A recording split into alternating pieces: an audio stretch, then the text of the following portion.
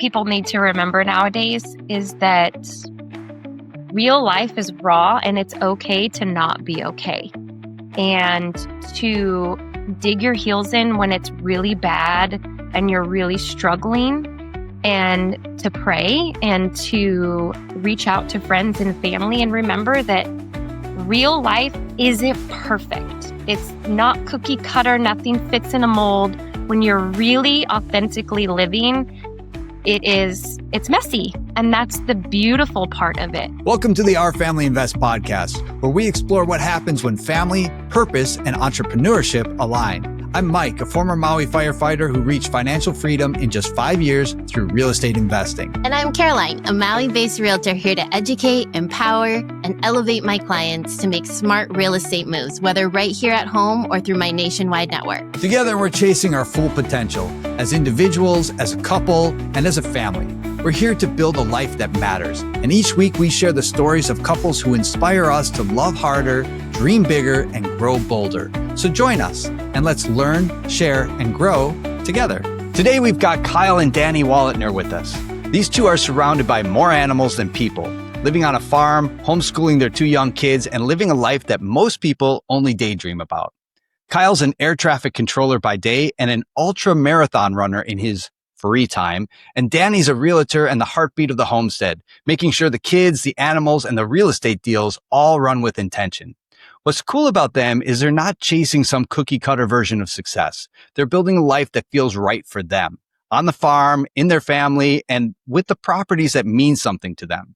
Now, this is a conversation about alignment and creating freedom in a way that actually fits your values.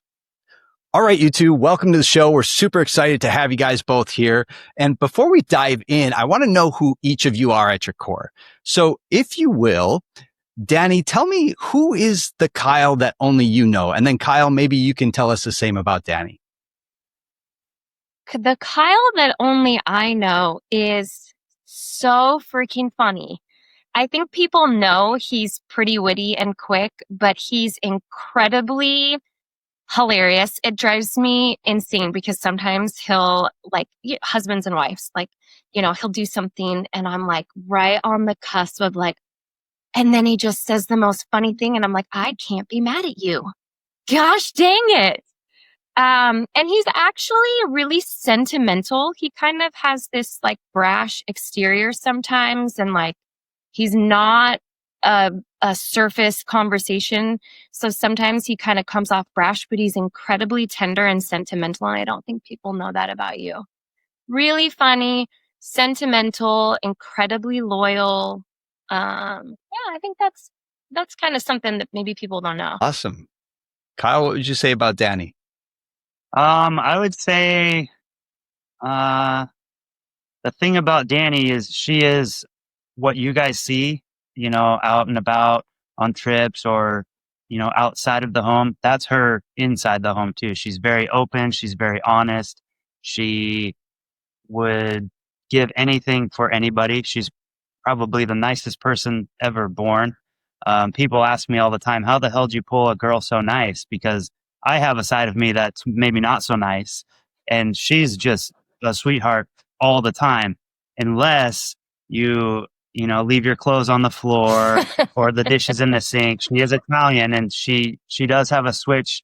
She waves her hands around a lot and she doesn't yell, but she can talk really, really loud. And when you do piss her off, don't mess with her. But 99% of the time, she's just mostly sweet, and she has trouble putting herself before anybody else. So, that's something we push towards, is do something for yourself, because she's so worried about everybody else. But I think if you meet her, you would know that right away. She is who she is. There's no like other side of the coin. Danie is great. And we've tasted some of your sentimentality as well. So love that. I always like to ask, how did you two meet and what was your first date like? Oh, we met in the very classy way of Tinder, swiping. And for me, I had gone on 2 Tinder dates beforehand and I was like, this sucks. Like, this is it. If I go on one more bad date, like I'm I'm just going to delete this app. Like it's over for me. And my third date was Kyle, and he came up to where I was living. We lived kind of far apart, like an hour or so. And I took him to a bar where you can throw peanut shells on the ground. And we just split a pitcher of beer and had burgers and hung out and just got to know each other. You probably have you have a better memory though. What did I miss? Well, it was a Tuesday evening. Oh, see, this is why I because hate him. I'm off during the week. Yeah, I mean, I drove out to your house. I brought my dog. I had a little dog, Trigger, at the time. He's a Scottish Terrier, French Bulldog. She said, "Bring your dog out." I have a dog too. It was a little pug. So we left the dogs at the house, and then she took me to the Diamond Knot, where, like she said, that's what it's called. Diamond you throw Knot. the peanut shells on the ground. And she asked me, "Do you want to split a pitcher of beer?" I was like, "Whoa, well, hell yeah, I do."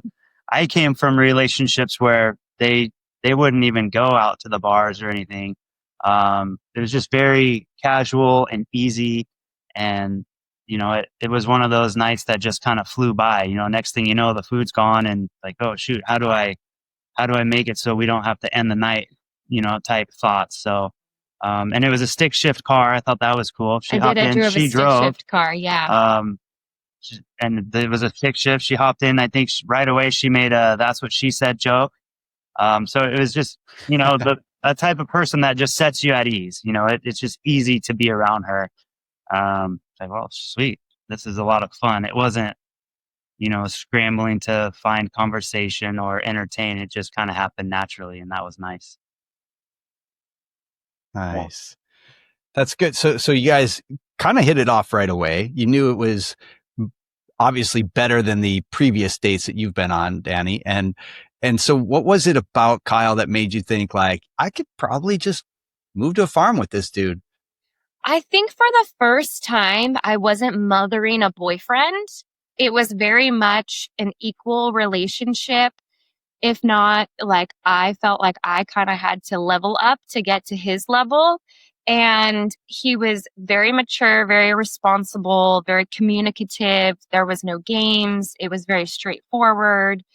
And I was really drawn to that. I felt really, what's the word? Just, he was so strong, and I wanted to join that in a way. Like, I was really drawn to him. Yeah, that's good. Kyle, what's something about Dani that makes you melt? That makes me melt. Well, this so many things. This is a family show. Just, I'm a busy guy. I don't sleep well. I have an edge to me that maybe isn't the softest, but when I come home from the long day of work, or like all day on the phone, and she greets me, and she's always happy to make dinner or give me a hug or just talk. Or, I mean, I live in the future, so I'm constantly thinking. She always lends an ear to listen, no matter how busy she was. She's got a lot on her plate too, but always somehow finds time to let me dream. I'm a dreamer at heart. So she just listening and being there, and, helping me know that everything will be okay. So how did this vision for your family, like the farm, the animals, the homeschooling, come together? Was this something that you two had a vision for from the beginning, or did it evolve over time? I think it evolved over time. Yeah. But a big thing that pushed us into it was COVID, because Paige, our daughter, was born in 2018. And I was really sick afterwards. I had like MRSA mastitis. I was like in the hospital. I had all these like weird, like postpartum things. And I was really sick, and I kept getting sick, like one thing after another. And I'd go to my primary care, and I'd go here, and I'd go, and like, I was just sick for a couple of years. And then when COVID hit, I was like, oh my gosh, like, everyone's inside. We're all, baking bread and like going crazy. And I had worked for this realtor, and she lived on a farm. And she was a really close family friend. She was my boss. She's like, hey, we're going to move out of state. Like, do you guys want to move? Well, first of all, she said, do you know anybody who would love to live on the farm? And I had been working for her and visiting it. And I was like, yes, this is like the most amazing place. But we had just bought 4 apartment complexes. I was like, there's no way it's in the cards. So I was like, oh, well, if I hear of anything, I'll let you know if anyone, at Kyle's work wants to move there. And a couple weeks later, we were out on the patio having wine and just chatting. And I go, hey, if you know anybody at work, that would want to live in at the farm, let me know, because Julie's renting it out. And he goes, well, how much? And I go, I don't know. It's not in the cards for us. Like, we're scaling, like we need to stay in our, place. Like, I don't know. And then before we knew it, like he was talking to Julie, they worked out a deal. We moved there. And then it was crazy because we went there and then I started seeing a naturopath. I'm like, I just feel like all the stars aligned. And it was really, for me, it was being really sick and seeing that there's so much more to life and how I wanted to raise the kids, how we wanted to raise the kids outside with chores, animals, fresh air, and really not feeling good. I think that was a driving force. Yeah. I like that. So we got to visit you guys on the farm and it was amazing. It was really cool. I think we both left there thinking, wow, what an amazing life it must be to have kids growing up outside on this farm, raising chickens, horses. You guys had everything there.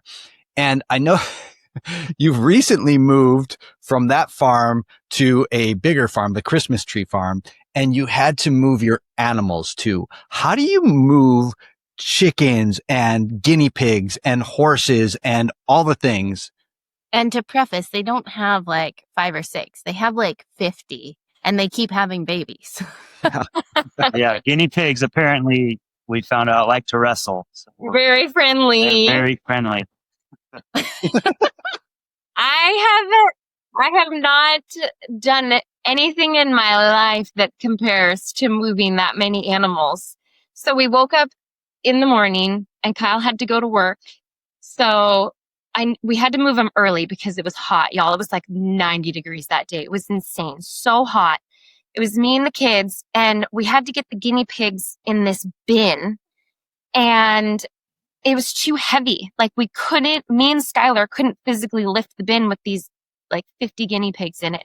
So I get the dolly, and somehow we're like dollying, half carrying the guinea pigs. We get them into the horse trailer. And then one by one, we're carrying the chickens and the ducks. We get those in the horse trailer. And then we have to duct tape the slits in the side of the horse trailer because the chickens are trying to fly out. I'm like, oh, sweet Lord, we got to go now. Like, get in the truck. We got to go. And we have this big truck with the horse trailer. And I've only hauled a couple times. Like I'm cowgirling up and I'm learning, but it's not, Kyle's so good at it. I don't know if y'all have ever hauled before, but we have these really skinny roads on the way out here. And I'm like white knuckling it. And I'm like, oh my God, chicken's going to fly out. Like we're going to lose. I'm just praying the whole way, white knuckling, praying. We get here. And it was like the guinea pigs were so happy. Once we got here, it was like 50 sweaty guinea pigs just like flew out, like couldn't even get out of the truck fast enough. And I was like, if I can do this, I can do anything. I can haul these animals. What else you got, universe? Bring it on. All right. So you guys are doing a million different things, right? You're making sure planes don't fall out of the sky. You are investing in real estate. You are running a farm, and not just a farm with animals, but you also have a Christmas tree farm. How do you keep everything organized and staying in you guys' lanes? Well, also homeschooling. Well, homeschooling, of course. I think something maybe people don't realize is the air traffic controller schedule. So Kyle's schedule changes daily and weekly. He starts his work week off with an afternoon shift, and it's a cascading rotation down to earlier and earlier shifts. So he either ends his work week with an overnight shift or a really early shift. So I try and keep my schedule really consistent. I'm up around 6. I like to do my Bible app, read, prayer. I get the kids up by 7. They have like cozy time with the show, and then they do their chores. It would probably only take them 30 minutes to do their chores, but they're 7 and 10. So it takes them like an hour, and they go and do their chores. They make their beds, brush their teeth, take care of their animals. They have to feed them, give them fresh water. And then I try to start school around 10. It's homeschool. Sometimes it's a little earlier, sometimes it's a little later, depending on the day. And then after that, it's exercise, meal prepping, cooking, like, normal things. And then if the kids have activities, go to those. And then Kyle's schedule is a little bit trickier. Sometimes he's gets home at 2 a.m. So then sometimes he's up at, 6 or 8, or he has to be at work at 7. So he's up at 3:30 in the morning. But he usually likes to start his day with a run, and you can tell him about your day. Yeah, my day is significantly more boring than hers. Depending on my shift, I'll get up, I'll go to the tower. I try to be productive while at work. So on breaks, I'll clear out emails, make any calls. I try to schedule stuff for my drive in, any calls I need to do or whatever, to be as productive as possible. Got to get my mile in each day. So I'll do that wherever it fits. And then when I'm home, I try to be as involved as I can be, because I am gone a lot. So whether it's dishes, or sometimes she lets me cook. You're a great cook. Depending. But yeah, folding laundry, playing with the kids. I try to take the kids off her hands for a little bit so she can have some time to herself without being bombarded, but it doesn't always work out that well, but I try. Yeah. So, yeah. How long have you been running a mile a day, by the way? I started February 1st, 2021. So almost 5 years. Amazing. Yeah. So on top of all that, you guys are investing in real estate too. And I know you've got apartment complexes, you've got a home in Arizona. And the thing that I really like is that you don't just buy dilapidated old homes that are going to cash flow the best, right? You're buying things with intention and that align with your values. Can you take me through how you look at properties? And this goes for both of you, because Dani, I know you're super involved in the real estate end too. But how you decide on which properties to buy? It's got to make me feel good. I have to be interested in it, whether it's the area or the architecture of it. We have a pretty cool looking brick building apartment in Missouri, but the thing that struck me about that is the architecture has like etched brick. The rooms aren't all the same, but it has to be interesting to me as far as the property, but it's got to be with the right people. You do it long enough, you kind of learn some things. And I've learned that buying a property with the right people that doesn't cash flow is better than buying the property with the wrong people that does cash flow. At least for me personally, I have a W-2 to lean back on, so I don't necessarily have to pay all the bills with my real estate. So I have some freedoms there, but I've been in deals where the people just didn't align with either my goals or the way my brain works. So now I've shifted. I won't buy a property unless it's with someone I would otherwise hang out with if we didn't own real estate together. And that just makes it more fun. I'm not trying to create another job. I already have plenty of those. So it's a hobby, but it's also a passion, and I want it to be fun. If you have a hobby you don't like, you would probably stop doing it. So I try to keep it fun, keep it energizing instead of a drain is my main goal, really. And whoever invests with me, obviously you want to make money along the way. But it's like an extension of the family to me. Hey family, real quick. If you'd rather watch your content, head over to Our Family Invests on YouTube. You'll find this episode and all our episodes over there. Don't forget to like, subscribe, and share your takeaways in the comments. Now, back to the show. Yep. And that's exactly how we look at it too. We've done a number of deals with partners. And I remember the most recent one that we did, we had a property that we were 1031 exchanging. And we were in our period of appointing the next property. And so we didn't really know exactly what we wanted yet. And we're kind of coming down a little bit. And I brought it up to a buddy of mine. And I was like, hey man, this is where we're at here. What do you think? He's like, honestly, we're about ready to close on this deal here. It's a bigger project. I don't need any more investors in it, but I never do deals and with people unless I would want to go hang out with them on the beach. And it just so happened that we were hanging out together on a beach. Yeah. And so he's like, would you guys be interested in coming in on this deal? And so we looked at all the numbers and everything about the deal aligned with our values and where we wanted to go. And so there are deals that we are going to lose money on with partners or without.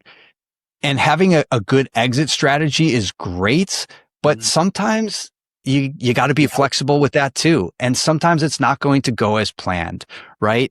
But at the end of the day, if you're doing it with people that you love and you can keep that family aspect in it above everything else, above the making the money part of it, and you treat it like a family, that's been the most rewarding thing for me, because we get to grow closer to people that we respect and people that push us, right? Yeah. And it's probably a cleaner exit. No one wants to lose money, like you were saying, but if you do have to lose money, it's probably better to do with people that you're aligned with versus people that are going to eat you up and spit you out. So, 100%. Yeah, for sure. Yes. And I mean, at the end of the day, money comes and goes. You can't replace Dani. I can replace an apartment or whatever, $100,000. That's fine. Once you figure out how to earn money, then if you do lose it, or when you do lose it, I should say, you just go make some more. I'm not trying to go find another wife or new kids. Those are here to stay. Right. And with your kids, like, your kids see everything that you do. And I'm curious how you teach them about money and about freedom and all the values that you're instilling upon them growing up on a farm and investing in real estate, all the things do you have a mindset for how you are teaching them? I try to be mindful of how I act and how I carry myself and how I treat others. I'm not perfect. I think there's a lesson to be learned on what not to do also. So on my bad days, I think I get a free pass. But, just showing how to carry yourself, lead by example, I think is my best strength. I would never ask anyone, my kids included, or Dani, to do something I wouldn't also do. I wouldn't ask you to give 100% if I was only giving 50. I try to put myself in their shoes as best I can. It doesn't always work that way, but I wouldn't want my dad screaming and yelling at me. That would be pretty uncomfortable, I would imagine. So I try to put myself in a 10-year-old shoes. The other day, they were supposed to go feed the guinea pigs and the chickens, and they were gone for 20 minutes. They decided to have a water fight with the hose, and Skylar had the top of the garbage can hiding from it. It's like, dude, we need to leave in 15 minutes, and you're screwing around, and now your clothes are all wet, and Dani's got more laundry to do, or, whatever. I was irritated, but part of me is like, well, you're 10. Duh, you went out there and thought it was a great idea. They did get in trouble, but maybe not, I don't know, not like they got in real trouble, It's like, okay, you're 10, cut it out though. We got to go, that kind of stuff. Yeah. I think too, I grew up in a family where we didn't talk about money. There wasn't any money to really talk about, but we never talked about it. So we tried to really communicate with the kids about, earning money is one thing, saving it is one thing, donating it is something, and, spending it is something else.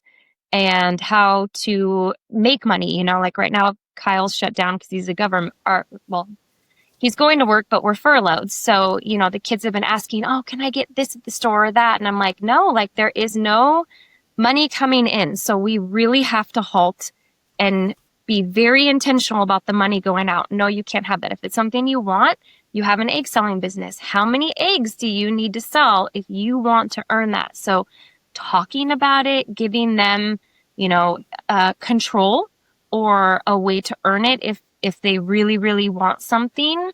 And, you know, it's as hard as it's been with the government shutdown, it's really allowed us to use it as or a tool with the kids to be like, you know, because they've never gone without anything. Money is this abstract thing, you know, it comes in and, you know, they have everything that they need. So, giving them a way to earn it while we have nothing coming in and really talking about it, having raw, age appropriate conversations with them, I think helps. Especially because, you know, I grew up and nobody talked about it. I didn't know about debt and income and passive income. I didn't know about any of this until I met Kyle. So trying to use it as a learning tool. Yeah. And speaking of tools and lessons for them during this government shutdown, and hopefully that ends soon, what are some ways that you guys have taken action to get over this current hurdle? Well, really monitoring what's going out because there's nothing coming in. And it kind of came at a bad time because we had moved. The Arizona house sat empty, so we had to carry the note on that. You know, we had a fire with one of the apartments, so it came at a really awful time. You know, to be honest and truthful, and so we've really just had to hunker down and not spend any extra money on anything frivolous. It is the basic needs, no wants. I think that's been helpful. Yeah. I think. Yeah. Yeah. Yeah, that's really good. And I think that's a conversation that a lot of people need to have is, you know, this is a tough season for a lot of people, especially real estate investors. And you know, you guys are seeing it maxed out with everything with the government shutdown, with, you know, apartments on fire, houses sitting vacant. Like other real estate investors are hurting too, but you guys have gotten like all of it like amplified, right? But showing the kids like it's okay to go through these hard seasons. And that's something that how you react to those seasons is really, really important. So that when they see, because they don't know, right? The intrinsic value of money is something that they don't really understand at that age. And so by being put in that situation where it's like, no, this is kind of serious. Like we have no money coming in right now. This will pass, but for now, you cannot have this, that, or the other thing, right? And I know you guys are super busy and I know you have to get going. So I do want to kind of land the plane here. But before we do that, I'm going to get into 4 questions that we like to ask all the couples that come on our podcast. Okay. And the first one is, who are 3 books, people, or places that inspire you? You want to go first? Yeah, I'll go. Okay. Kyle's grandma, Charlene, we call her Nini. She is an incredible woman and I really admire her. Book wise, I love Robert Greene. I think he has, you know, amazing books and philosophies. And I love the Duchess Kate. I think she's so royal and like well put together. Oh, like every outfit, I'm just like, gosh, you are just regal. I love her too. Those are mine. One of each. Okay, Yeah. I'll do that. For me, I'm an aspiring avid reader, so I've read all the books or listened to them. I'll pick one a little different. I mean, everybody's going to say Rich Dad, Poor Dad or any of the big name ones, but I read it on the deck right when it came out. It's a book called Welcome to My Garden by Brian Murray. Shout out Brian Murray. Yeah. It's not really a business book. It's more of a life book, mindset book. You know, he's writing letters to his kids, but it's honest, you know. Good times, bad times, they come and go. Every storm runs out of rain type stuff. And I remember reading that and my highlighter quit working at the end of it because I highlighted so much stuff. Like I keep a copy here at the house and it's mostly yellow because I highlighted. There's so many good one-liners or, you know, page turner wisdom stuff. So that one is a favorite of mine. People, I'm fortunate to be around a lot of great people. a huge blessing in my life. My family is a huge part of who I am. The person that sticks out most, probably my Uncle Huck. He's a successful guy, but he wasn't always that way. And he'll be the first one to tell you that it's okay when you get your teeth kicked in. You just get back up and take that lesson and apply it to your next adventure. So I admire the honesty. He's a successful dude, but he hasn't turned into a D-bag. Like he's a humble guy, sorta. Maybe not humble. You guys will meet him someday. Honest. He's honest, but he's the first Forthright. one. He still does the dishes and he hangs out with the kids and he's always making boring things fun. And I admire that. I hope that I can take some of those personality traits and, do that for the next generation. I like it. What was the other one? Place? A place? Nature. Oh, We love place. nature. Oh, yeah, anything outdoors, being outside just kind of grounds me. Walking around on the ground grounds me. You're grounded on the ground. Yeah, being outside, whether it's hiking or hunting or just sitting outside, is great. Awesome. All right, next question. How do you find peace? I find it very easily. Kyle has to really work at it. He cannot stop thinking. He gets up in the morning and he's like trying to talk to me and I'm like, I need 2 sips of coffee. Then you could tell me all your ideas. I find peace in prayer. I find peace in nature. I find peace in cooking. I love cooking. I find it peaceful. I can find it anywhere. And I'm the opposite. I'm full of turmoil. Gears spinning. Yeah, my mind doesn't shut down. It's either half sleeping, sort of, when it's back to bed, or it's full blast, 1,000 miles an hour. So if I were to find peace, it's just my phone's not with me, or it's off with no cell service, out fishing in Alaska or in the woods of Montana, hunting with the buddies, or I find peace in writing. I don't do it very often, but like journaling. I'm not a good writer at all, but just writing down my thoughts, whatever they are, and getting them out of my brain helps release some of the pressure valve, I guess. Yeah. In just one sentence, what would you whisper to your younger self? I would whisper that you're enough. That's good. I would whisper, keep going. That's good. Yeah, good answers, you guys. All right, so we'll get you out of here on this one. We like to say we learn, we share, we grow. What is one thing that you've learned recently that's kind of made you stop and think and maybe see life a little differently? I think something people need to remember nowadays is that real life is raw and it's okay to not be okay. And to dig your heels in when it's really bad and you're really struggling, and to pray and to reach out to friends and family and remember that real life isn't perfect. It's not cookie cutter. Nothing fits in a mold. When you're really authentically living, it's messy. And that's the beautiful part of it. And I think a lot of people forget that because of, social media and everything. And, it's okay to not be okay. And I love it when people are real and their life isn't absolutely well put together, Pinterest, Instagram, real worthy. I like the in between. Yeah, that's good. Yeah, I think just learning every storm runs out of rain. We're getting our teeth kicked in and it'll pass. Enjoy the highs and enjoy the lows. It's easier said than done, but everything does get better. And really, you have everything you already need. If you have air in your lungs, you're good. We're fortunate enough to be healthy. We're in probably the best shape of our lives right now, and the future is bright, even though it's really dark right now. Yeah. Well, thank you both for joining us, weathering these storms right now and hanging in there. We appreciate you guys so much. Where can people connect with you?